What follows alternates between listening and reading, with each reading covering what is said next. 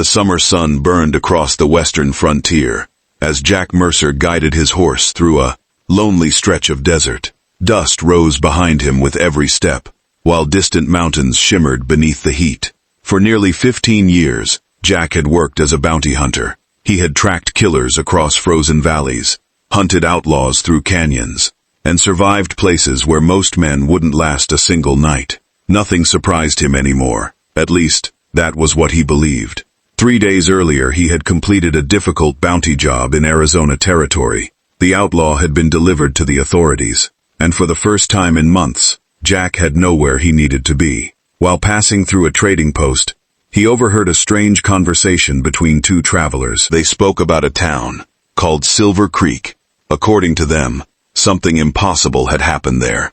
The entire town had disappeared. At first, Jack ignored the story. Frontier towns were full of rumors.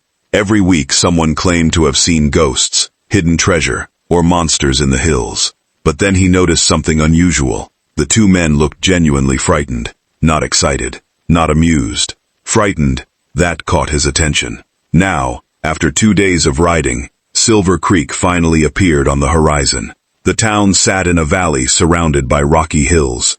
From a distance, it looked perfectly normal. Wooden buildings lined the main street. A church stood near the center of town. Several large warehouses rested beside an old silver processing mill. Yet something felt wrong. No smoke rose from chimneys.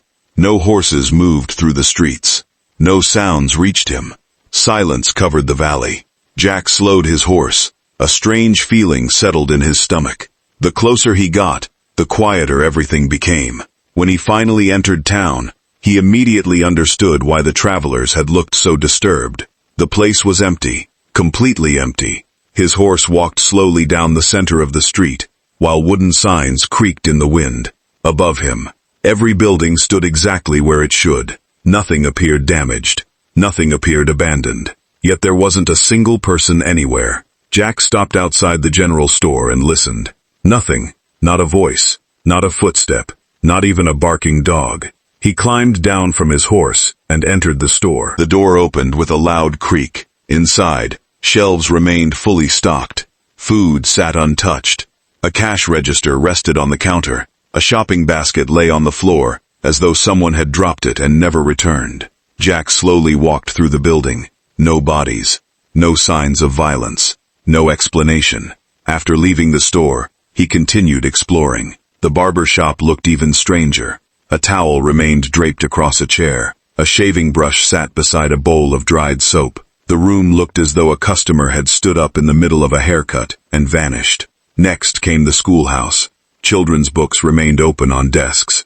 Half-finished writing exercises covered chalkboards. One small wooden toy rested beneath a chair.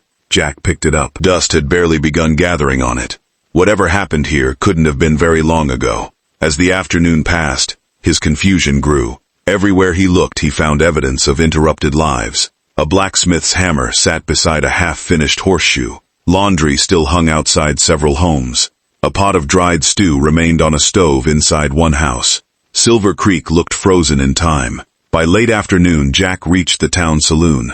The sight inside sent a chill down his spine. Several poker hands remained spread across tables. Whiskey glasses sat where customers had left them. One chair lay tipped over near the bar. The scene looked less like abandonment and more like a paused moment, as though someone had stopped time itself. Jack sat quietly for several minutes. For the first time in many years, he felt uneasy. Something wasn't right. Something about Silver Creek felt deeply wrong. As sunset approached, he made his way toward the sheriff's office. If answers existed anywhere, they would likely be there. The office appeared untouched. Papers covered the desk. Wanted posters hung on the walls. A coffee cup still sat near the window. Jack searched through filing cabinets and drawers until he discovered a locked compartment beneath the sheriff's desk. Using a pocket knife, he forced it open. Inside rested a leather journal, the sheriff's personal diary. Jack carried it to the desk and began reading. Most entries described ordinary problems, drunken fights, property disputes, the occasional outlaw passing through town. Then, several months earlier, the tone changed. The sheriff began mentioning unusual lights appearing in the hills at night. At first he dismissed them as minors. Later entries became more concerned. Several respected citizens were meeting secretly. Arguments had increased throughout town. People stopped trusting one another. Then Jack found an entry written only weeks before the disappearance. Something has changed. Men who have known each other for 20 years refuse to speak. Families are fighting. Businesses are collapsing. Everyone keeps talking about what was found in the mountains. Jack frowned. The next page contained only a few lines. I followed them tonight. I wish I hadn't. His heartbeat quickened. The final page contained shaky handwriting. If anyone finds this journal, remember one thing. Never follow the lights. That was the last entry. No explanation. No details. Nothing. Jack stared at the page. Outside, darkness slowly covered the valley. The wind began moving through empty streets. Most sensible men would have left immediately. Jack wasn't most men. That night, he decided to stay. He secured his horse inside a stable and returned to the sheriff's office. Hours passed. The town remained silent. Near midnight, a faint glow appeared through the window. Jack stood instantly. His eyes narrowed. There they were. Lights. Small moving lights, drifting through distant hills. Exactly as described in the journal. For several moments, he simply watched them. The sheriff's warning echoed inside his mind. Never follow the lights. Jack considered ignoring them. Then curiosity took control. It always did. Within minutes he had saddled his horse. The lights continued moving across the darkness. Slowly, almost deliberately, as if they wanted to be seen. Jack left Silver Creek behind and began following them into the hills. The journey lasted nearly an hour. Rocky trails twisted between cliffs and narrow valleys. Several times the lights disappeared behind ridges, only to reappear moments later. Eventually they led him toward a narrow canyon hidden between steep walls of stone. The lights vanished. Jack dismounted. The silence here felt different, heavy, unnatural. He tied his horse behind a cluster of rocks and continued on foot. A few minutes later he heard voices. Immediately he crouched behind a large boulder. Carefully, he peered around its edge. His eyes widened. Several armed riders stood near the entrance of an abandoned silver mine. Each wore dark clothing and masks that concealed their faces. Lanterns illuminated the area. 2 men guarded a steel gate built directly into the mine entrance. This wasn't random. This was organized. One rider approached the gate. After exchanging a password, he was allowed inside. The gate closed behind him. Jack watched quietly. Questions raced through his mind. Who were these people? Why were they hiding here? And what connection did they have to Silver Creek? After nearly 30 minutes, an opportunity finally appeared. One of the guards walked away from his post. The second moved toward a nearby wagon. Jack slipped from cover. Silent as a shadow, he reached the gate. Then he disappeared into the darkness of the mine. The darkness inside the mine swallowed Jack Mercer, almost immediately. For several moments, he remained perfectly still, allowing his eyes to adjust. The tunnel stretched deep beneath the mountain. Rusted mining tracks disappeared into the shadows, while water dripped steadily from the ceiling. Far ahead, faint lantern light flickered. Jack moved carefully. Every step was silent. The deeper he traveled, the stranger the mine became. This wasn't an abandoned place. Fresh footprints covered the ground. New support beams reinforced sections of the tunnel. Someone had spent considerable time and money maintaining these passages. The tunnel eventually widened. Jack cautiously peered around a corner. What he saw nearly stopped him in his tracks. An enormous underground settlement stretched before him. Dozens of lanterns illuminated a vast cavern hidden beneath the mountain. Families lived there. Children played between wooden structures. Merchants operated small shops. Workers carried supplies through the tunnels. Nearly every missing resident of Silver Creek appeared to be living underground. Jack could hardly believe it. The entire town hadn't disappeared. It had relocated. For several minutes, he simply watched. People moved about their daily lives, yet something felt wrong. Nobody smiled. Nobody appeared happy. Armed guards patrolled constantly. Arguments erupted in several corners of the cavern. Fear seemed to hang in the air like smoke. Jack spent the next 2 days secretly observing the settlement. Slowly, the truth began to emerge. Months earlier, miners had discovered evidence suggesting that an enormous treasure existed, somewhere beneath the mountain. At first it had been a rumor, then it became an obsession. The promise of unimaginable wealth spread through Silver Creek like wildfire. Neighbors began suspecting one another. Business partners stopped trusting each other. Friends became rivals. Everyone wanted to be the first to claim the treasure. When tensions reached dangerous levels, several wealthy and influential citizens proposed a solution. They would secretly move underground and search for the treasure together. Nobody outside Silver Creek would know. Nobody could interfere. At the time, many believed it was a brilliant plan. Now it had become a prison. Months had passed. The treasure remained undiscovered. Meanwhile, greed had poisoned everything. Every conversation revolved around money. Every disagreement turned into an accusation. Every stranger became a potential enemy. The town that once prospered above ground had slowly begun destroying itself below ground. On the third night, Jack overheard a conversation that changed everything. Two armed guards stood outside a restricted tunnel. "We're getting closer," one whispered. "The chamber stays locked," the other replied nervously. "The council doesn't want anyone seeing what's inside. What if the rumors are true?" The first guard glanced around. "Then the treasure isn't gold." Jack's interest immediately sharpened. Later that night, he secretly followed one of the council members through the tunnels. The older man carried a lantern and frequently checked over his shoulder. Eventually he stopped before a hidden passage concealed behind a wooden wall. After entering, he locked the door behind him. Jack waited. An hour later, the man emerged and disappeared into the settlement. The moment he left, Jack approached. Using a thin metal tool from his pocket, he carefully worked the lock. Click. The door opened. Beyond it stretched a narrow tunnel, unlike any he had seen before.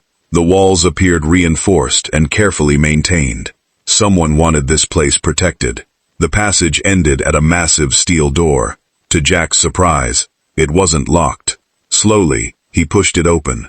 The chamber beyond was enormous and completely unexpected. There was no treasure, no gold, no silver, no jewels. Instead, rows upon rows of shelves filled the room. Boxes, documents, ledgers, maps, thousands of records. Jack stepped forward cautiously. He opened the nearest box. Within seconds, his expression changed. The documents revealed land deeds, but something was wrong. Several signatures had clearly been forged. Then he opened another file, then another. The deeper he looked, the more shocking the truth became. Silver Creek's founders had built their fortune through corruption. For decades, they had manipulated mining claims. They had stolen land from ranchers, forged legal documents, cheated workers, hidden profits, bribed officials. Some records even connected them to robberies that had occurred throughout the territory years earlier. The treasure everyone had been searching for didn't exist. The secret chamber contained something far more valuable: evidence. Enough evidence to destroy some of the most powerful people in the Western Territories.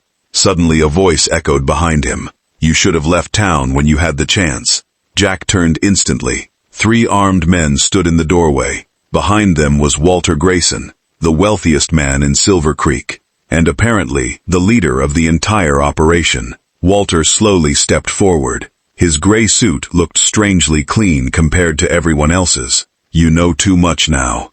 Jack calmly closed the document he had been reading. "So that's what this is all about." Walter smiled coldly. "The truth is expensive, Mr. Mercer. You ruined people's lives. We built an empire. You built it on theft." Walter's smile vanished. History only remembers winners. The room fell silent. Then one of the gunmen raised his revolver. Jack moved first. Gunfire exploded through the chamber. The first bullet shattered a lantern. Darkness instantly consumed half the room. Jack dove behind a heavy wooden table as bullets tore through shelves around him. Documents flew into the air. Wood splintered. Smoke filled the chamber. A second gunman rushed forward. Jack fired. The man collapsed immediately. The third attacker attempted to circle around. Another shot echoed. He fell beside a shelf. Walter cursed and fled through a side passage. Jack immediately gave chase. The pursuit carried them through twisting tunnels deep beneath the mountain. Walter knew the mine well. Twice he nearly escaped, but panic made him careless. Eventually he reached an old excavation shaft ending at a massive underground cliff. Hundreds of feet below lay darkness. Walter stopped. For the first time, fear appeared in his eyes. He was trapped. Jack slowly approached. His revolver remained steady. Walter laughed bitterly. Do you really think exposing this will change anything? It'll change enough. People are greedy. They'll always be greedy. Maybe. Walter shook his head. You don't understand. Silver Creek existed because of those secrets. No, Jack replied. Silver Creek died because of them. For several seconds neither man moved. The distant sound of approaching guards echoed through the tunnels. Walter looked toward the darkness below, then back at Jack. His shoulders slumped. For the first time, the powerful businessman looked old. Very old. It's over, isn't it? Jack nodded. Yeah. Walter slowly raised his hands. The fight was finished. 2 weeks later, federal authorities arrived in Silver Creek. The investigation lasted months. The secret records exposed one of the largest corruption scandals in frontier history. Politicians were arrested. Businessmen lost fortunes. Forged land claims were overturned. Families who had been cheated decades earlier finally received justice. The news spread across the territory. Newspapers couldn't stop talking about Silver Creek. People traveled hundreds of miles just to see the infamous ghost town. As for the underground settlement, it quickly collapsed. Many residents left in shame. Others tried rebuilding their lives elsewhere. The dream that had consumed them for months vanished overnight. They had sacrificed everything chasing wealth, and in the end, there had never been any treasure, only lies. Several months later, Jack returned one final time. Silver Creek stood exactly where he remembered. Silent, empty, forgotten. Wind moved through the abandoned streets. Dust covered the buildings. Nature had already begun reclaiming the town. Jack rode slowly past the saloon, past the schoolhouse, past the sheriff's office where he had first discovered the journal. Everything looked smaller now, less important. He stopped at the edge of town and turned for one last look. A place once filled with ambition, opportunity, and hope had destroyed itself because people valued wealth more than truth. Jack thought about the sheriff, the warning, the lights, the mystery that had brought him here. Then he looked toward the distant horizon. The frontier was vast. Countless mysteries still waited beyond those mountains. With a gentle pull on the reins, he guided his horse forward. The sun slowly disappeared behind the western peaks, painting the sky in shades of orange and gold. Within minutes, Silver Creek vanished behind him. Soon only dust remained. And over time, the story became a legend. Travelers spoke of a town that had disappeared overnight. Some claimed treasure had been hidden there. Others insisted ghosts haunted the empty streets. But very few people ever learned the real truth. The greatest treasure buried beneath Silver Creek was never gold. It was the truth that powerful men had spent decades trying to hide. And in the end, that truth proved more valuable and more dangerous than any treasure the Wild West had ever known.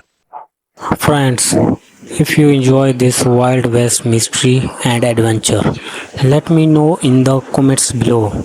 Your support means a lot and helps me create more stories like this. Don't forget to like, subscribe and turn on notification so you never miss the next journey into the Wild West.